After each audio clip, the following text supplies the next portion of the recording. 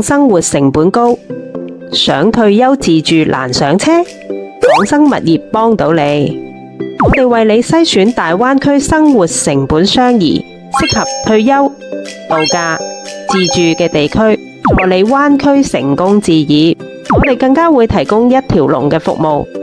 專車接送，帶你實地睇樓，提供專業嘅灣區樓盤分析，貼心置業服務，做你專屬嘅大灣區管家。大灣區安心置業，揾港生物業，快啲聯絡我哋啦！Hello， 大家好，有港生物業嘅師姐，今日帶大家睇下呢個咧就係金沙河畔嘅166平5房嘅一個洋房單位啊吓。咁入到嚟咧，我哋就會有個入戶嘅區域啦，都通風採光都好好啊。呢邊咧做咗一個落地玻璃，同埋咧呢度咧就做咗一啲綠化啦，感覺入嚟咧都好舒適啊吓。左手邊呢度咧做咗一啲嘅鞋櫃收納啦。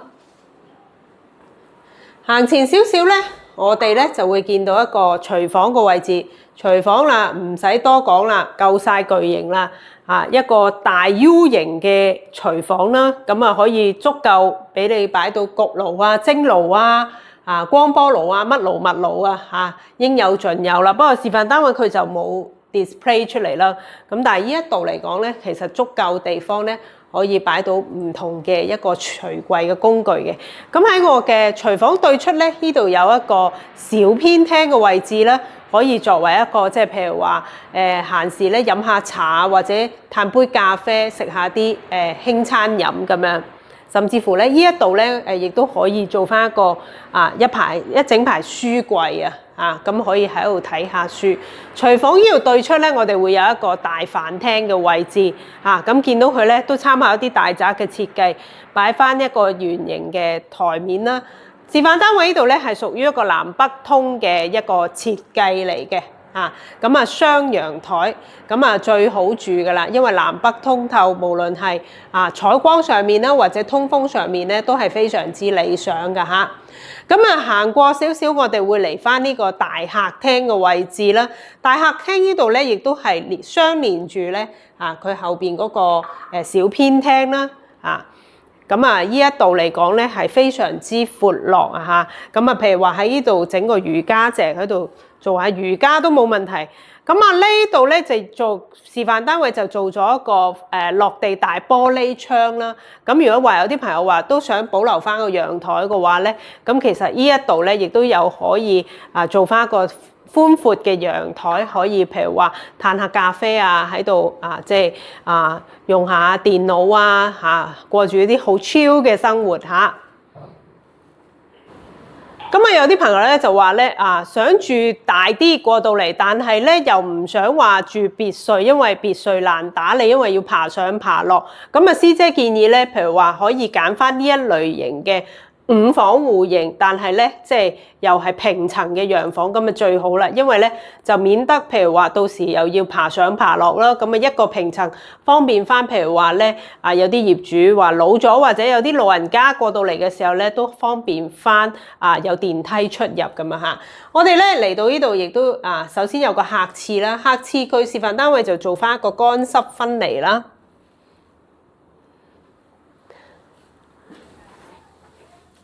過嚟呢一度咧，我哋會首先見到第一個嘅房間，一個客房。客房呢度咧非常之闊落，做翻一個3邊落床，一個king size 嘅床咧，加埋大衣櫃收納櫃都冇問題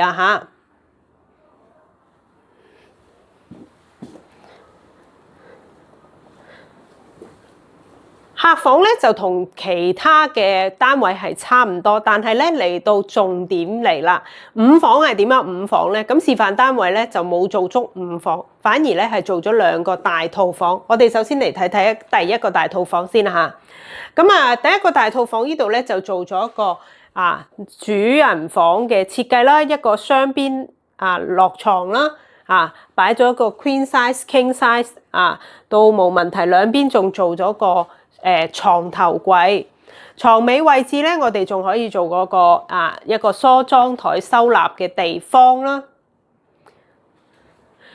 連貫住咧就係旁邊咧嚇，佢呢度咧打通咗作為一個嘅書房嘅系列啦。咁譬如話，亦都係可以咧嚇一邊就做翻一個收納，或者有啲朋友啦嚇，如果佢係唔需要用到書台嘅，咁其實呢一度咧都可以做翻一個曲尺型嘅大型衣帽間，中間擺翻個梳妝台位置啊嚇。咁嚟到呢個大宅啦，當然係有套廁啦嚇。咁套廁咧佢就冇選擇用浴缸，佢就示範單位咧就簡單做翻一個企缸啊嚇。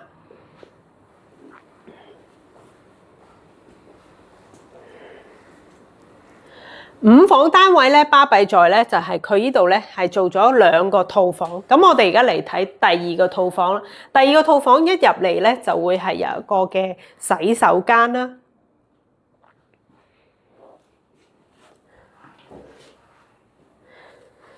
呢一個房間咧，明顯就比旁邊嗰個房間咧就更加稍為大啦。見到我哋呢度咧一整排嘅一個步入式嘅衣帽間啦嚇。有個衣帽間一整排大櫃啊嚇，咁應有盡有添啊嚇。旁邊呢度咧仲有個小窗戶，可以做翻一個嘅叫做南北通爽通透啦嚇。咁